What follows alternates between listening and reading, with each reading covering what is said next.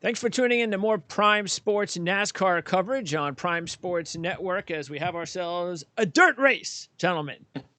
And this is going to be crazy, isn't it? It's going to be a lot of fun. Nobody knows what's going to happen.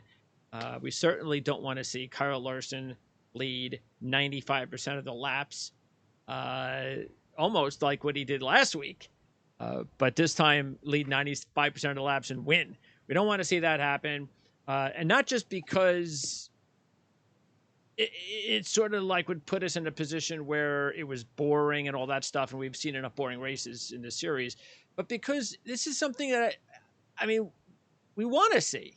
Don't we want to see a lot of craziness and some weird crap happen and some weird race winner and just a lot of fun, entertaining action so we can have this type of racing every year?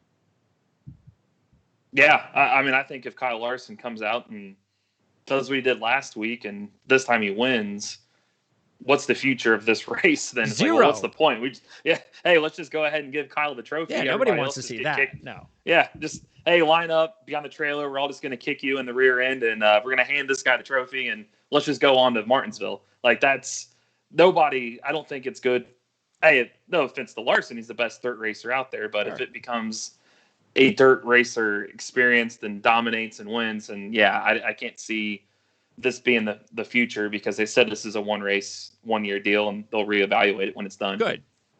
And what's your best guess on what we're going to see, CJ? I think we'll see some craziness, but I don't think it's going to be at the front of the field. I think you're going to have similar to, I don't want to say a road course, but I think the usual contenders are going to be at the top. So I would expect a Kyle Busch to be up there. I would expect a Kyle Larson to be up there. Christopher Bell, similar top 5 guys. I would expect to be the same this week. I don't think you're going to see the cars sliding as much as everybody hopes and wants to, like you would in a modified or a sprint car race. That? Just because of the cars, they're not built to do that. They're too heavy. That's part of it. The weight distribution, the way that the power is applied, the horsepower, all that good kind of stuff goes into it. There's going to be a sliding and it's going to be fun to watch, but I don't think every single car is not going to be hanging it all the way out every single turn. No, I don't think. Come on, who's expecting that? that come on, that's not going to happen. But I think NASCAR is hoping people expect that, and I think certain people are wanting that. Yeah, they're going to be disappointed. But I would imagine we're going to see a lot of wrecks, a lot more than normal, don't you think? I'm not saying it's going to be like a real dirt race, but come on, there's dirt on the surface. There's got to be some handling issues. I completely agree. We are going to see wrecks, and we're going to see probably more carnage than we've seen at Bristol in a while. The question for Eric, I don't know, does the damage clock still apply this week? Yeah. Yep. There's still a damage clock, but they took the splitter. Yeah, they took the splitter away and all that kind of stuff. Well, here's the other factor. You can't pit for tires or anything unless it's a stage break. So I don't know if they're going to be pitting anyways. Yeah, there is no pit stops. The field is frozen. Yep. Wait. You can't pit for just tires or for anything? Or fuel. Nothing. You can't pit if you want to go out of sequence. Unless you're damaged. Well, who wants to do that anyway on a short track? You can't. It's for safety. But nobody does that on a short track anyway. Unless you have a problem with the car. And if you do, you're pretty much out of the race anyways. Yeah. So what's the average speed at Bristol normally? I know they on the straightaways they're pulling about 140, 150, slowing down the turns. I'd say.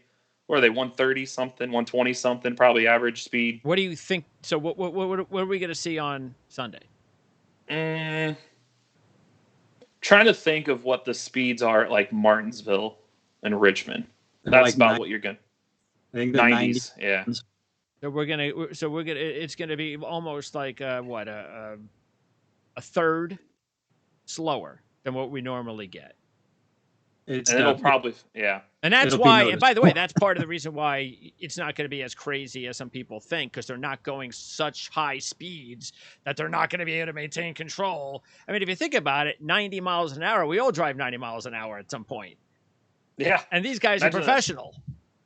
Imagine driving 90 miles an hour in an ice skating rink. That's what they're doing. Wow. That's what this race is going to feel like. That's why they say it's going to be like Richmond and Martinsville than more like CJ. So like a dirt race where you're sliding around is because the cars aren't made and the tires aren't made for dirt. It's going to be slick.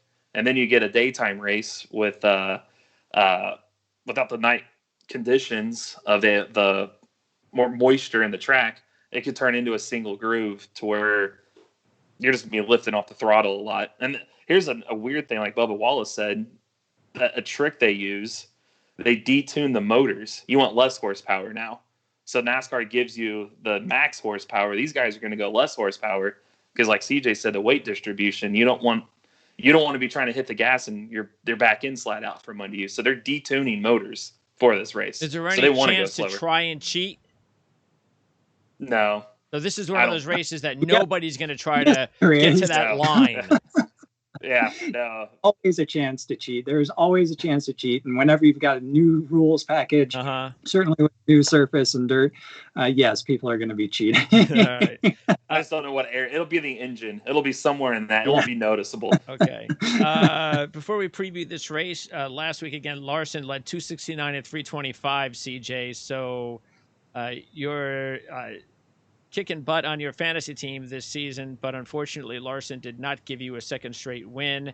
Ryan Blaney, my boy, stole the win late. It's nice, it's what a weird stat that was, that Ryan Blaney he's basically never won a race in which he didn't pass with 10 laps to go or less.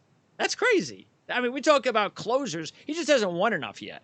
But if he wins another, let's say he does that 8 out of his first 10 and he wins 5 races this year, next year he's going to have that. That's going to be his new nickname. He's going to be the closer.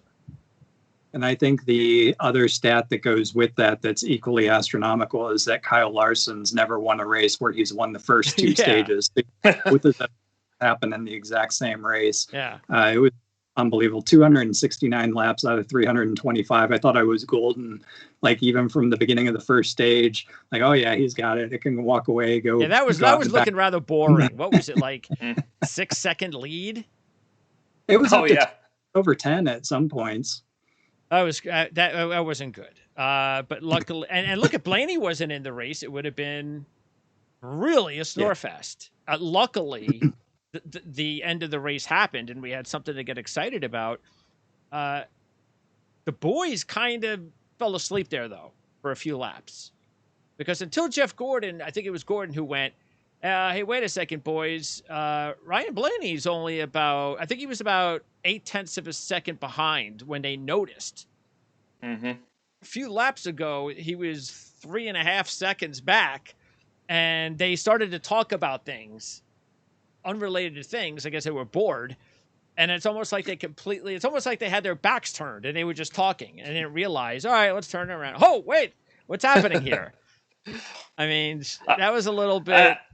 You could tell the coverage was wanting him passed because the Larry Mack trends or whatever with like 20 to go or whatever. Would he say like, 3 out of the last 10 years we've had an overtime finish? I'm like, 3 out of 10. So you mean 7 out of 10? They did it. It's not. Yeah. You're really trying to sell, but you're neglecting the fact that he is actually getting chased down right now. Yeah, they missed that whole process. I think they could have done a little bit. They were focusing too much on the Larson thing or the Logano thing, and not realizing the tire fall off on Larson's been that way all day. And thank goodness LaJoy came in for the pit, because that would I could have seen that. Screw Ryan Blaney. Me, of course. You would have preferred the caution, CJ, but absolutely, if that would have happened, I would have been like, you got to be kidding me. I mean, just as he passed him, he's got the race now, and then you're going to screw this up. But it didn't, and there wasn't a caution in like the last 60 laps, right? Something like that? Yeah. It's a long run day. We predicted that well in advance. Atlanta typically has very few cautions. I was surprised, actually, though, that the caution didn't come out on that, because he was sparking, dragging on the track and everything. But they purposefully wanted to let it go. And I'm not entirely sure why, because generally they're very quick on the button. Yeah, especially to make it more exciting. Yeah, exactly. Yeah, so it turned out the way it did. We ended up with an exciting finish for the end. The first 300 laps were something less than spectacular, though. Well, what about the track, though, now? Come on. I mean, it's getting older. It's hard to it should make it harder for everybody to keep these, keep their cars straight and avoid wrecks and tire wear. And they got one more race in Atlanta, and I certainly hope we don't see a repeat, because if we see a repeat of what happened on Sunday, they're going to have to, it's time to repave the track. That's the debate. I think you got a new car coming out next year, and this thing has worked so long with this car, and now we're starting to run its courses. Do you introduce a new track surface with the new car? Yeah, it makes the most sense, because you can't patch this thing forever. This surface has been down there since 1997. You're eventually going to have to repave this. This makes the most sense after the July race to, hey, let's just go ahead, let's repave the whole thing. This new car is supposed to be an improvement anyways, and we know it could be a few years then. The very worst case, if there's too much grit, but it's better than what we're getting. I mean, the last couple of years have not been good there. So, how much worse could it get? Might as well just go ahead and repave it. And the other rumor is they might repave it and reconfigure it to what it used to be. So there's also that rumor out there that could happen as well, and that go from a 1.5 to a 1 mile track again. So who knows? There's that's not a bad idea. That could be better. It used to be. Yeah. Go back to the old days. Nobody wants 1.5 mile tracks, that's for sure. Unless you're Kyle Larson. Yeah. He does. Imagine. I mean, I couldn't even imagine about if I actually put money on Kyle Larson in that race. Oh. And I mean like serious money. Imagine you have like $1,000 or something like that on Larson. You're sitting there watching that all day, and you're figuring 20 laps. You were like 15 laps to go, and you were even like, that's okay. You're still up a couple of seconds with 15 laps to go. That would have been woof. Well, due to the late start time, instead of not starting at noon, you're probably already out dinner with your wife and kids. Like, I've got this in the bag. Let's go out to eat. And then you check your phone later and you're like, what do you mean I didn't win my money on my FanDuel? Where's my money at? Then you look. Yeah. Guys, we got to go. Yeah, another 3. And again, I mean, if you're going to start at 3 o'clock, can you start at 3:05? Do you have to wait another 20 minutes after 3 o'clock? I don't know what they're doing. I just know these races are just way too long, but whatever. All right. So that was that. And then I decided on my fantasy team this week, once again, since I'm so far behind you guys, that I get the opportunity to keep switching my drivers first. And so I'm going back to DiBenedetto, because now he's starting to gain momentum again. Eric Jones, unfortunately, has not. He had the one top 10, but he did not keep going.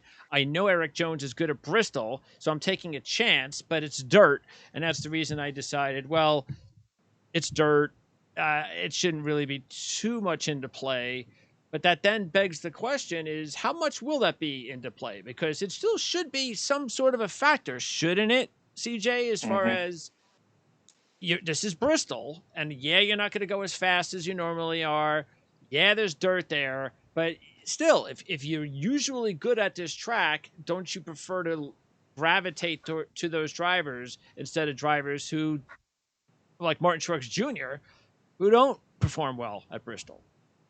Yeah, 100% agree, and that's feeding into why I think that we're not going to see the type of craziness at the front of the field that I think we're hoping for. I think much like the road course ringers coming in on the road courses, the competition has really stepped itself up, and to be in this car each and every week and have the amount of seat time behind the wheel, that's going to pay off more, I think, than, being a dirt specialist and having never sat in the car. I think similarly, if you were familiar with this car at Bristol, you're going to have an advantage, whether it's dirt or the concrete. It's certainly going to be very different. You're not going to be going as fast. There's not going to be banking as much banking, but it's still you're still going to have the same kind of entry points, I would think, despite the fact that you're going slower, because the turns are still the same radius. The dirt should catch you at some point, similar to the way that the banking catches you when you're going full speed. So I do think from like the top 5-ish, I think that's going to be pretty used to, or pretty similar to what we've seen so far this season.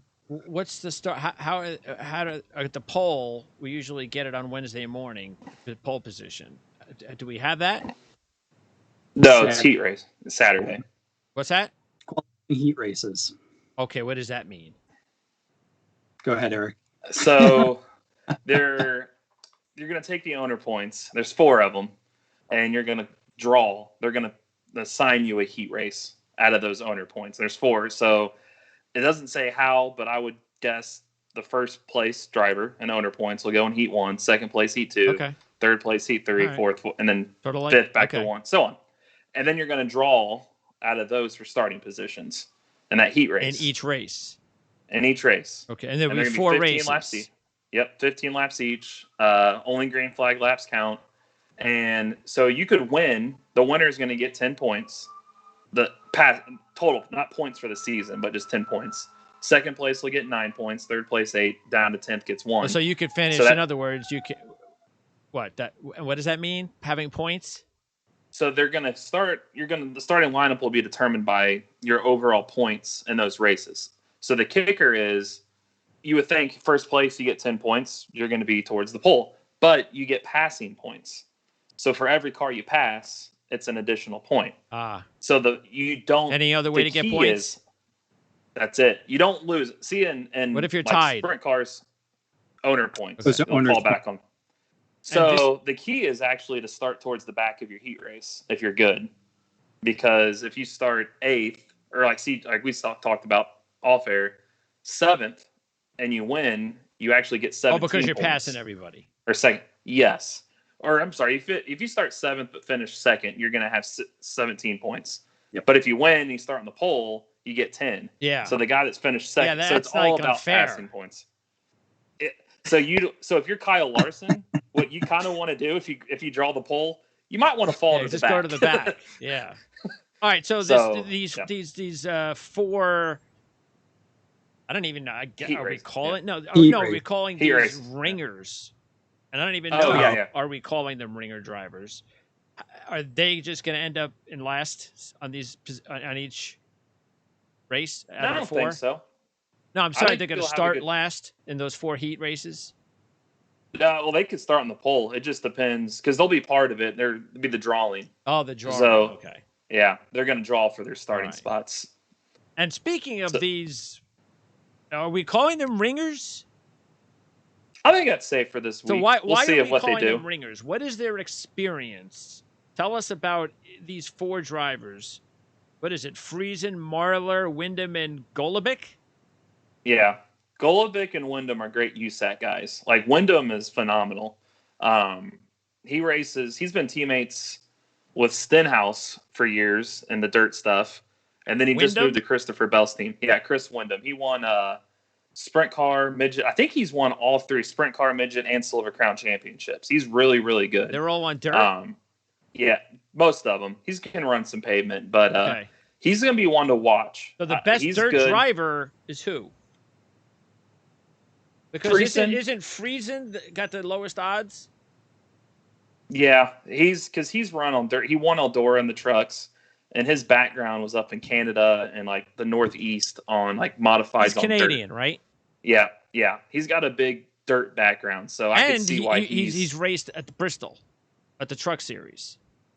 Yep, and he ran the trucks on Eldora, which is a dirt track, and he won there. Actually, the last time they ran. So he's the only one of the 4 with actual NASCAR. Yes, experience. Yeah. Okay, that's Friesen, who's the favorite of the 4. But you think Wyndham is the best of the 4 overall as far as dirt? Outright. I'd say outright dirt overall. I'd say Wyndham. I think Friesen's got maybe a little better equipment, a feel for a NASCAR. But then again, I still don't think that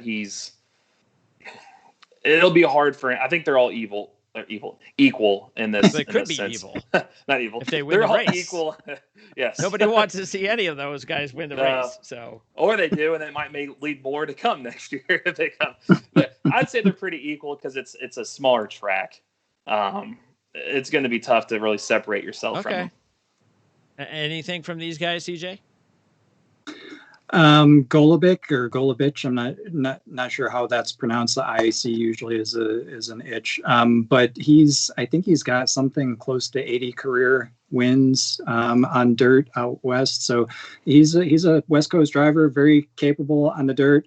I would put him up there as well, but I think I agree completely with Eric. Chris Wyndham's a name that's been around for a long time, and he's been pretty exceptional on the dirt. Okay. It's going to be interesting to see how he adapts given the equipment. But none of you guys took any of them. No. Didn't trust it yet. I always go back to what James Davison told me during the Indy 500 before qualifying last year, because he was doing Daytona and the road course. And I asked, would you skip practice and / qualifying day, just take your time, start the race when you're not getting bumped, and go race Daytona? Because that was the debate, because you should have a shot to win. He goes, oh, I don't have a shot to win. Road course, should be pretty even. He goes, not in Cup. The big teams have the most money, the most resources.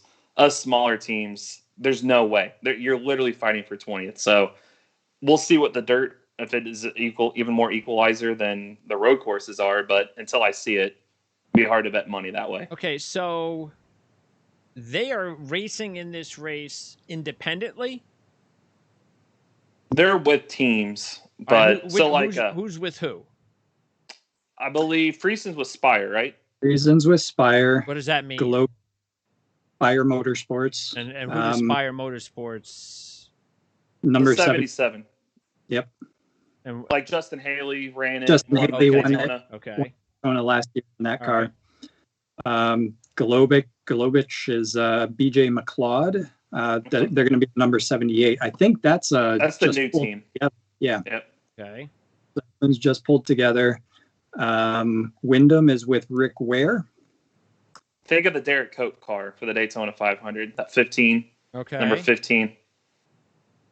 So none of these drivers have any association with any of the top teams.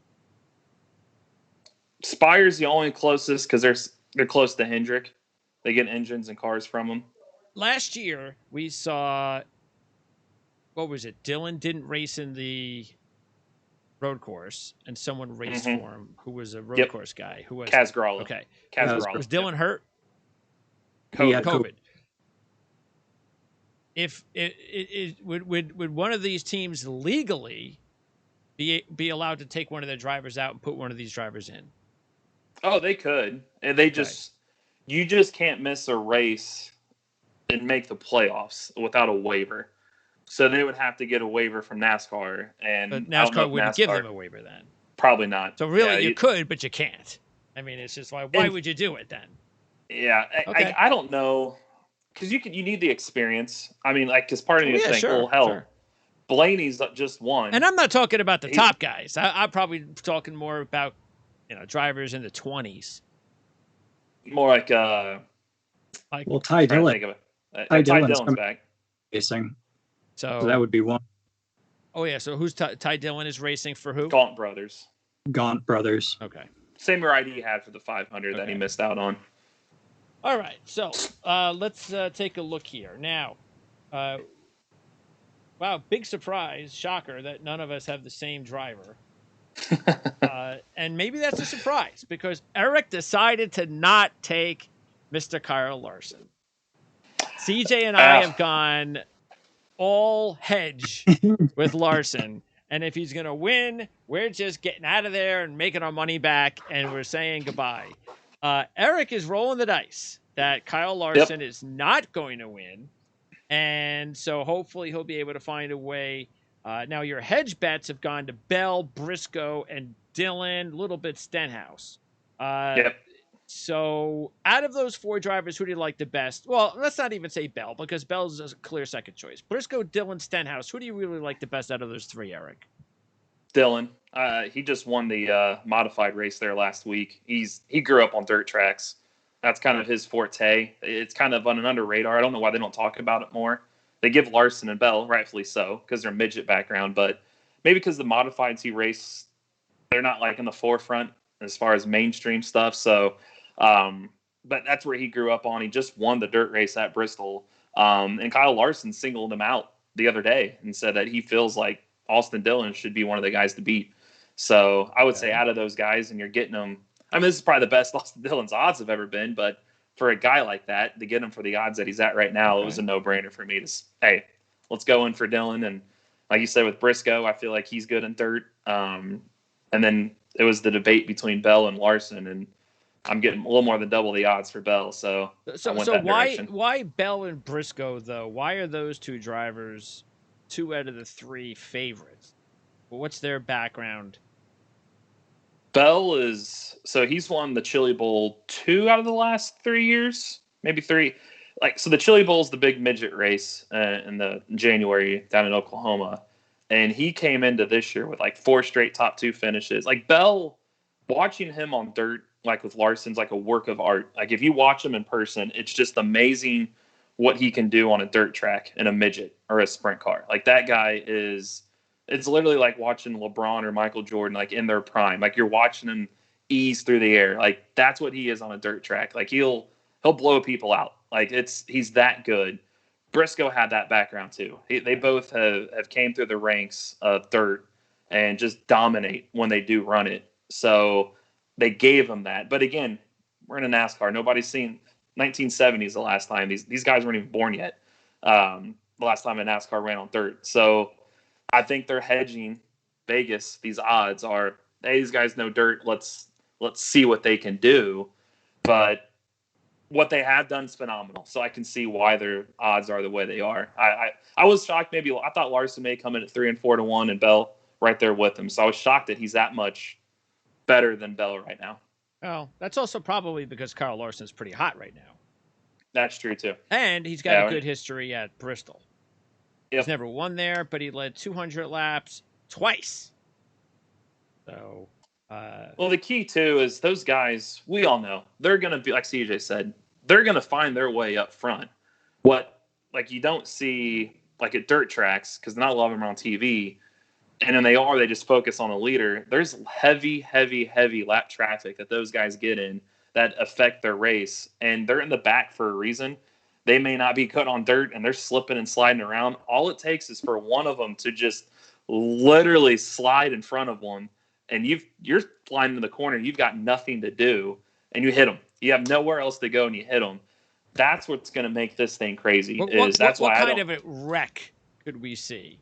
Is it possible we see as big as a 10-car wreck? I think so. Yeah. Yep.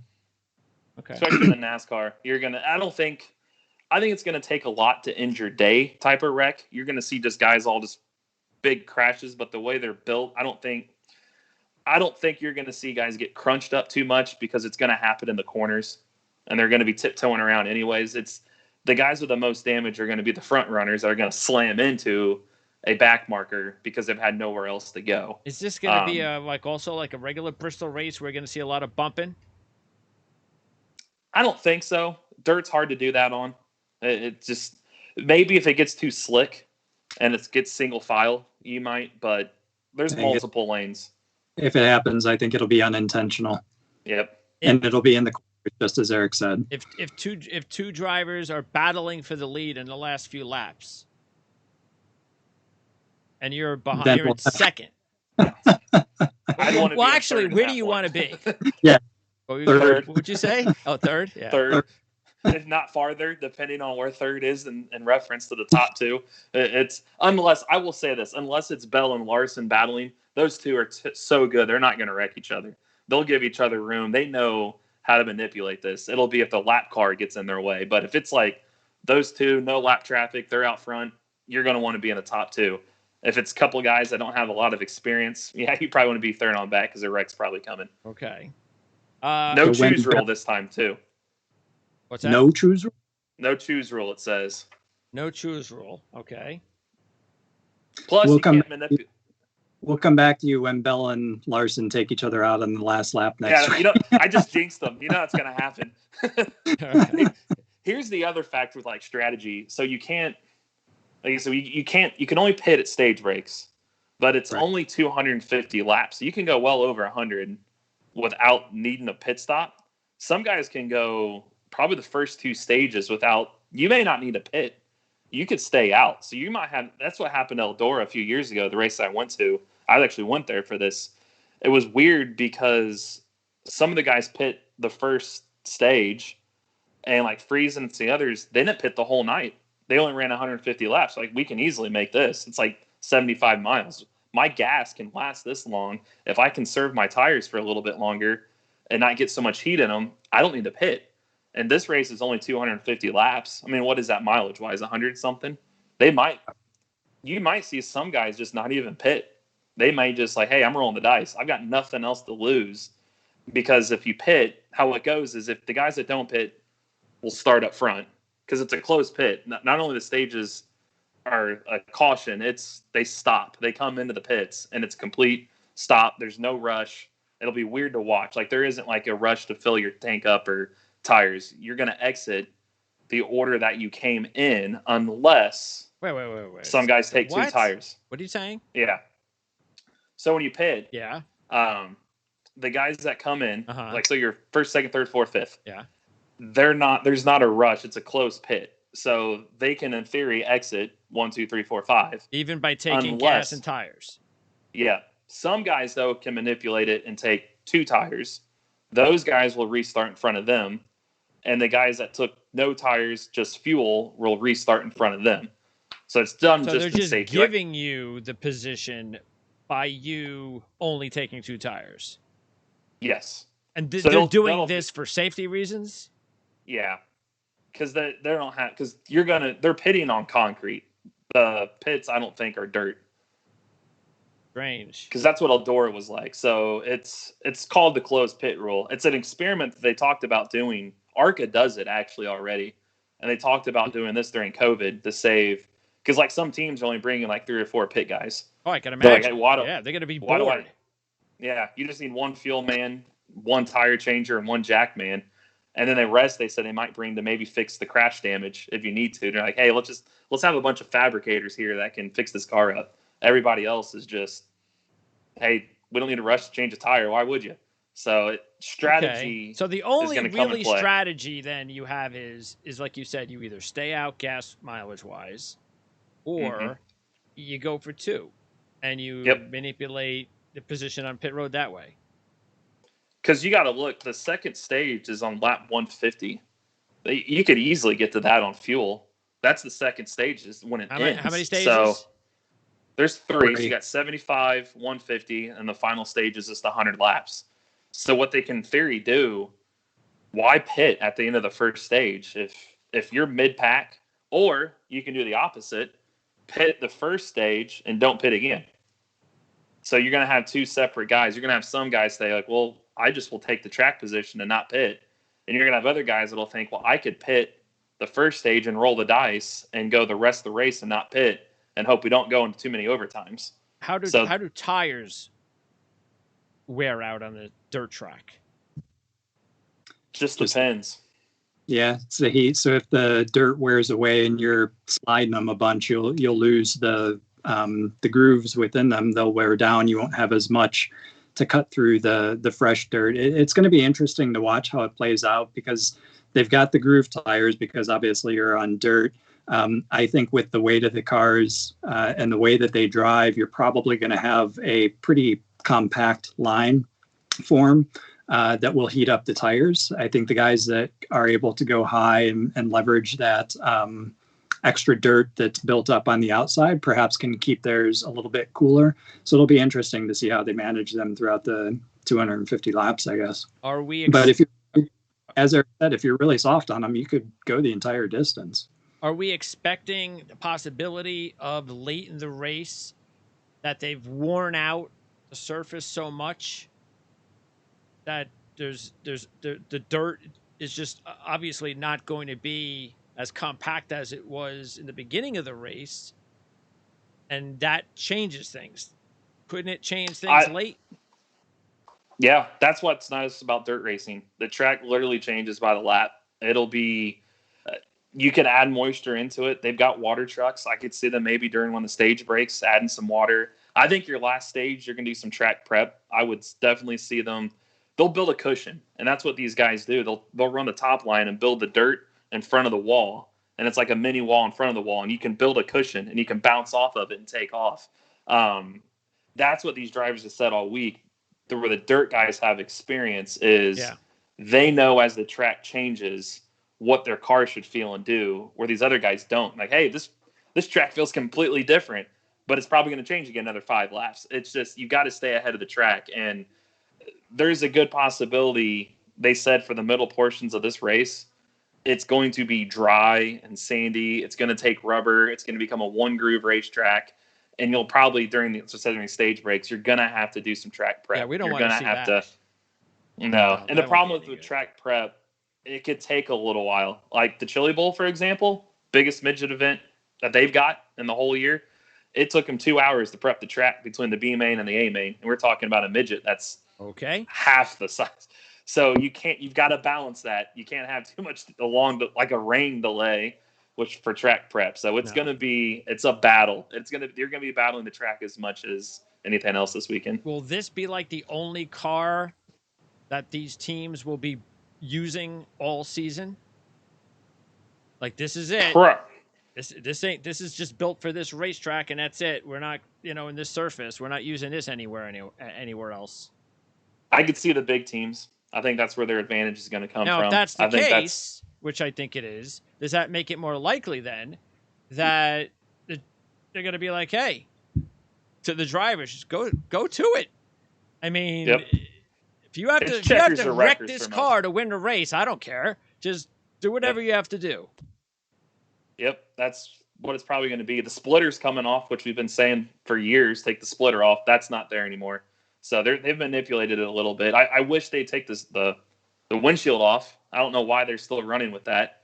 That's going to be interesting because a lot of these races you didn't have a windshield because dirt and mud and stuff accumulates and there's no windshield wipers. There's no wipers. Nope.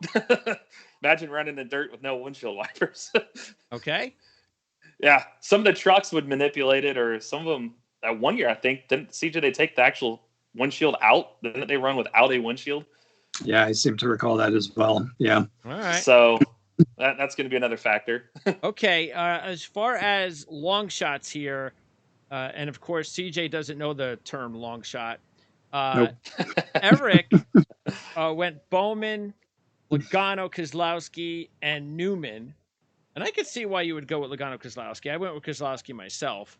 I went with Buescher, Keselowski, DiBenedetto, Jones, and Suarez.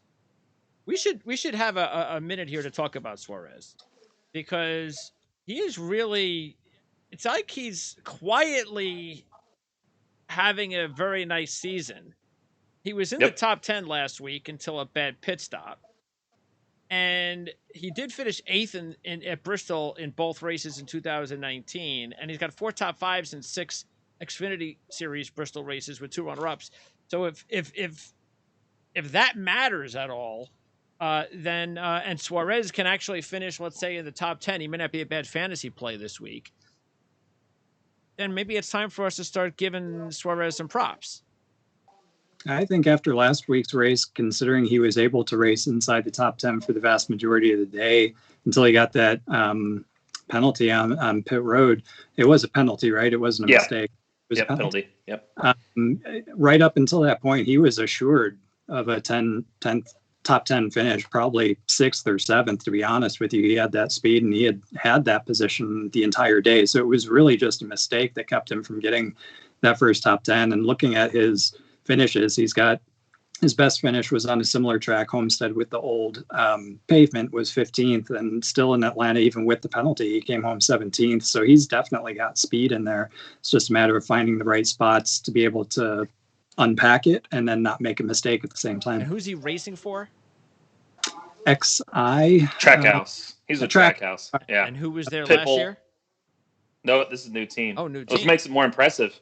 They're affiliated with RCR, but they don't have any data to base anything off of. So if they're doing this now, if they can sustain this for the year, keep everybody together, I expect some good things out of them next year, actually, now that they've got notes to rely on. So they're guessing right now, and they're guessing right. So that bodes well for the future. Out of all those long shots I mentioned, CJ, who do you like? Stenhouse.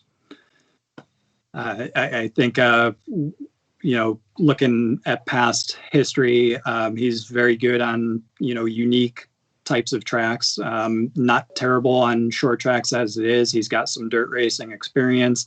He's one of those drivers that's not afraid to go jump in a different kind of car and go have it out. So I think he's one that we're going to see moving toward the front without a doubt. And between Logano and Keselowski, Eric? Probably Logano, because he gave Dirt some try back in February. I'd say Logano between the two, but the only reason I went those two is, one, you get two Penske guys for like 30 to 1 and 33 to 1. And two, a lot of them have said it's going to run like Martinsville and Richmond, and those two have been great at Martinsville and Richmond. So on the off chance it does, and one of them wins, I got a winner for 30 or 33 to 1. So right. why not? Plus, go back to Stenhouse. Remember, like, last few years we talked about how great he's been there. He just hasn't led a lap. Yeah. I mean, he's got like 2 or 3 runner-ups. Yeah. He's on his best at dirt. Now you're giving him that track with dirt on it. Like, that to me, I feel, is he 14 to 1? Is that what he? Yeah. That's a best value pick. That Newman being 50 to 1, and he's a dirt racer background like Bell and Larson and those guys. He came through those same ranks. Yeah, Newman and Stenhouse are very similar at this track, because Newman has been in the top 10 50% of the time with no wins and only 123 laps and 38 races. But that's the reason I decided to throw a few bucks on him, because I figured, the guy's consistently in the top 10 on this racetrack. Now there's dirt, so who the hell knows? He grew up on dirt, so he's the same ranks. That shocked me at 50 to 1. Like, what? Wait a minute here. I thought he'd be up with like Chase. I would compare him to like a Chase Briscoe. That's probably your comparison to this. Yeah. Wow. And they gave Newman 50 to 1. That's similar backgrounds, and that shocked me.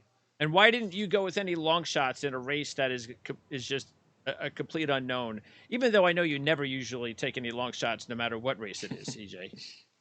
The 3 I knew, regardless of where they came out, I was going to be in my picks were Larson, Bell, and Dillon, just without question. I think they're likely to dominate.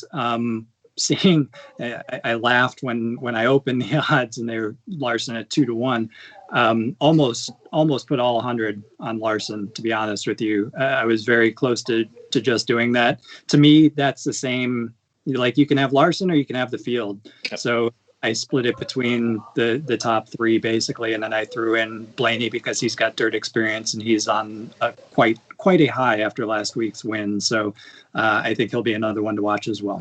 And you would guess then that if there's any drivers that are going to try to play the long game with few mileage, it might just be those 4 new drivers with all that experience. Oh, for sure. Yep.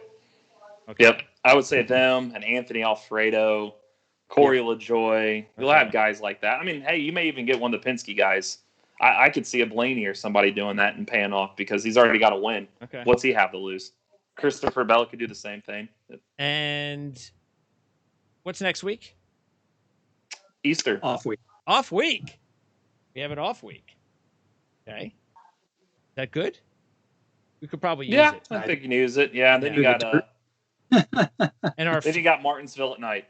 Martinsville is the night race after that? Yep. Yes. Are we going to start hitting night races now? No. Just one until the 600. Yeah. Okay. Yep. Not until Charlotte again at the end of May. Wow. All right. As our futures, let's see. I guess trying to see if we have like anything similar. Yeah, probably be Blaney. Well, Blaney and Larson, I know both of you guys have invested heavily in Larson and Blaney right now. So those are the 2 top drivers. But Larson's at the top for both you guys. So you were very smart when Larson was what? Where did he start the year? 14 to 1? 12 to 1? 14. Yeah, I think it was 14 to 1. Then he moved to 12 to 1. Then he stayed at 11 until he won. And then let's see. Went up. Preseason, 12 to 1. 12 to 1. I'm shocked Chase is 6 to 1 with 1 top 5. There are 2 top 5s now. Yeah. That I like 6. I'm going to take him at 6 to 1 because that tells me once he wins, that's going to 3 to 1 or 4 to 1. So yeah. Isn't it interesting? It's good though. I mean, the odds are going the opposite way for a change. Yeah. The guy that probably doesn't. I thought Larson should probably be 6 to 1, but you're giving Elliott, and that tells me everything. I made the mistake in years past with neglecting Harvick and then Truex the year before when they were these numbers, like, they're not anything right now. And they go to 3 to 4 to 1 and I jump on it. Yeah. And I'm in the hole. Yeah. So not doing that this year. All right. And let's see, Eric, your top long shot is Bell right now. Yep. And CJ, your top long shot, well, you, as usual, you don't have one. So, did I not? He's got all these drivers on his fantasy team. We're talking. He's just ranking. Or is Byron as low as I went? Byron might be as low as I. No, I have Bell you have Bell where? in the futures. You do? I think so. Unless I only went as low as Byron. I thought I started picking Bell once he won. I may have picked him also before. Put some money on. So you're supposed to double check these. I'm looking. I don't see him yet. All right. Well, then Byron's as low as I've gone. Yeah, so no, far. you haven't taken Bell. Yep. Okay. So Byron is it. Byron's as deep as I've gone. You've been just hogging him up on your fantasy team. And you don't realize that you don't have him on your futures. It's championship versus week to week. So you're set either way.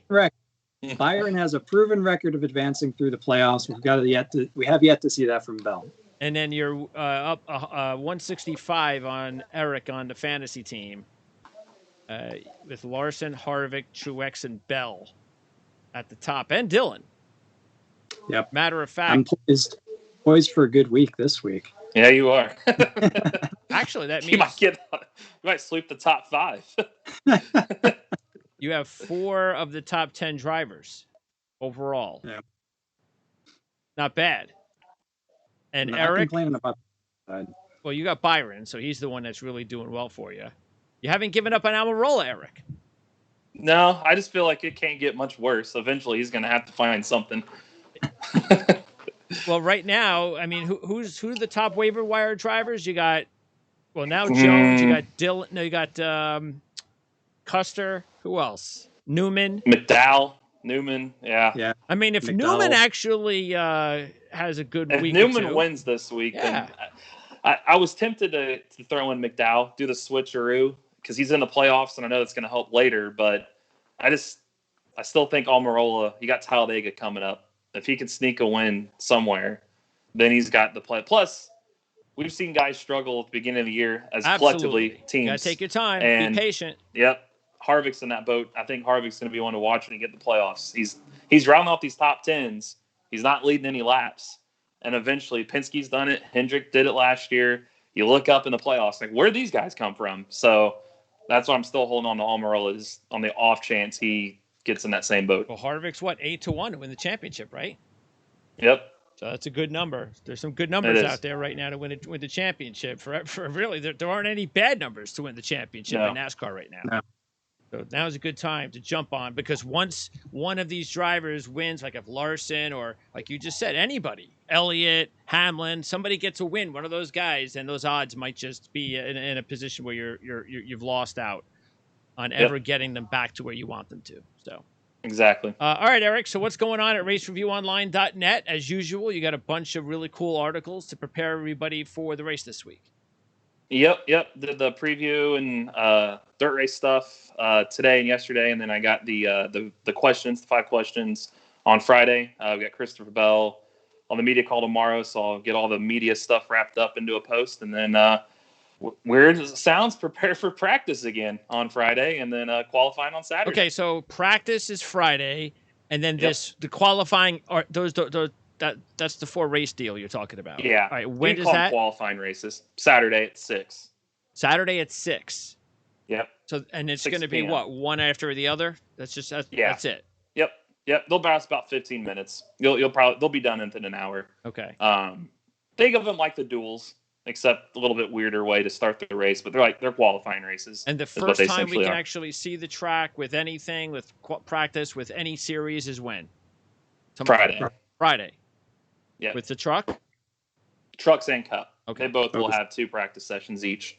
And CJ, RotoWire, what's going on? Same as usual? Same as usual. Friday night, a little bit of different timing given the qualifying races and the practices are happening now. So we'll have the truck preview up from a fantasy perspective. Friday evening, and then sometime after NASCAR Cup goes from the qualifying race. So later Saturday, we'll have our preview up from a fantasy perspective ahead of Sunday's race for the Cup guys, and then we will recap it all on Monday, and it's going to be hard to preview them. Really hard. Yes. Looking forward to the race for sure on Sunday, guys. We'll talk about it in a couple of weeks. We'll have the week off, and then it's Martinsville. That's a Saturday night or a Sunday. Saturday night. Yep. Saturday night. Saturday night. Okay. Yep. All right, guys. Appreciate it as always. We'll talk to you in a couple of weeks. All right. Sounds good.